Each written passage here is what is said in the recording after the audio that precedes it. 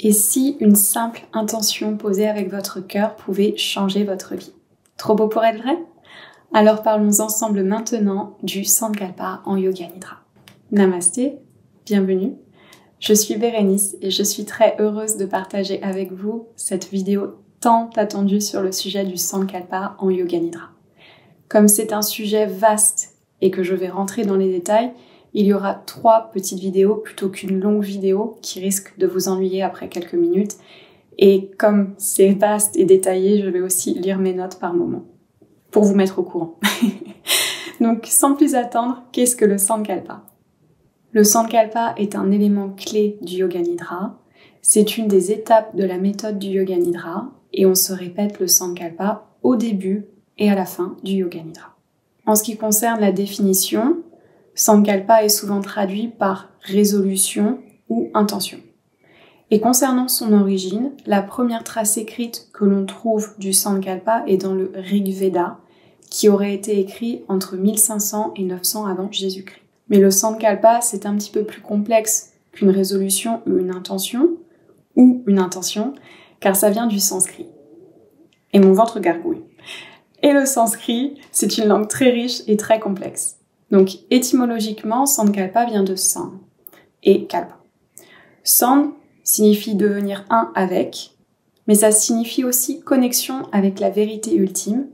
Et l'un de mes mentors de Yoga Nidra aime bien dire que San signifie vient du cœur. Donc, devenir un avec, connexion avec la vérité ultime qui vient du cœur. Ensuite, Kalpa. En sanskrit, Kalpa signifie vœu. Mais Kalpa fait aussi référence au temps, à quelque chose qui dure dans le temps, et c'est plus précisément une quantité de temps. En tradition hindoue, un kalpa serait une phase temporelle qui dure entre des millions, voire des milliards d'années. Ça dépend du kalpa dont on parle. Tout ça pour dire que un sankalpa, c'est non seulement un souhait du cœur, mais aussi qui dure dans le temps. Et encore une fois, l'un de mes mentors en Yoga Nidra aime dire que le sankalpa est un souhait du cœur pour de nombreuses vies. Je trouve ça assez joli.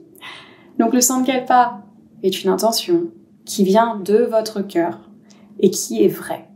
C'est une résolution sincère qui dure dans le temps, qui vous guide et qui vous aide à rester ancré sur votre chemin de vie. Le Sankalpa vous aide à rester en intégrité avec votre vérité intérieure. Pour les métaphores concernant le Sankalpa, on illustre parfois le Sankalpa comme l'étoile du berger dans la nuit noire qui vous guide, ou encore la lumière du phare qui vous dirige, ou bien des petites graines que vous plantez dans votre jardin et qui germent et fleurissent petit à petit. J'utilise souvent d'ailleurs la métaphore des petites graines. Car lorsque vous formulez un Sankalpa, c'est comme un jardin. Vous plantez des graines en ayant confiance, en ayant foi qu'un jour ou l'autre, elles fleurissent. Et pour le Sankalpa, même idée. Vous plantez l'idée en vous, l'intention, le vœu, au plus profond de votre être, en ayant foi que ce Sankalpa prenne forme tôt ou tard. Maintenant, pourquoi le Sankalpa est-il si puissant?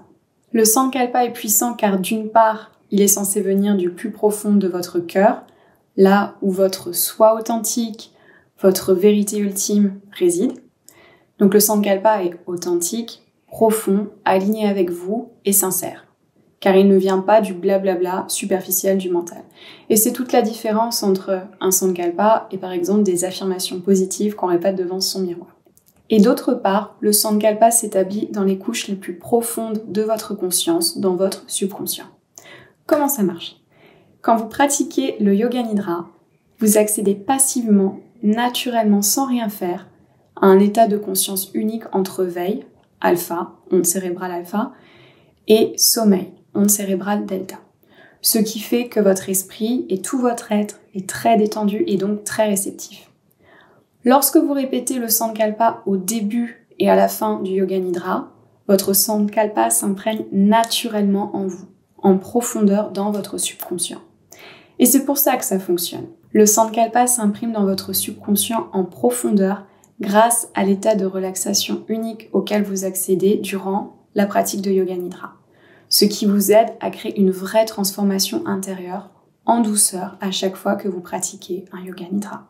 Donc en gros, un Sankalpa, c'est dans votre subconscient en profondeur, Tandis que par exemple, encore une fois, les affirmations positives qu'on se répète devant un miroir, ça reste dans le conscient, en superficie, et ça rentre pas tellement.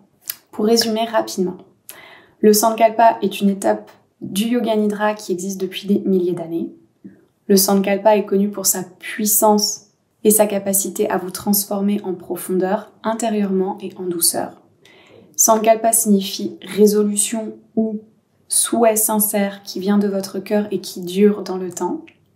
Et dans une prochaine vidéo, on explorera comment trouver votre propre Sankalpa et comment bien l'utiliser lors de vos pratiques de Yoga Nidra. Je vous remercie infiniment de m'avoir écouté. Si vous pensez que vous auriez besoin d'un petit coup de pouce pour découvrir votre Sankalpa et bien l'appliquer durant vos pratiques de Yoga Nidra, j'organise un atelier le dimanche 29 juin à 19h30, juin 2025, qui sera un atelier exclusif où nous aurons une technique, une guidance pour trouver votre Sankalpa venant de votre cœur, ensuite un temps de discussion pour échanger, partager et peaufiner votre Sankalpa, et enfin on finira cet atelier avec une pratique unique et inédite de Yoga Nidra pour intégrer et mettre en pratique votre Sankalpa. Je vous souhaite une excellente fin de journée. Si vous voulez des informations pour cet atelier, envoyez-moi un petit email à l'adresse qui s'affiche sur l'écran. Dans tous les cas, j'enverrai un email à la newsletter et d'avance, cet atelier sera payant. Gratitude à vous et à bientôt pour la vidéo numéro 2. Namasté.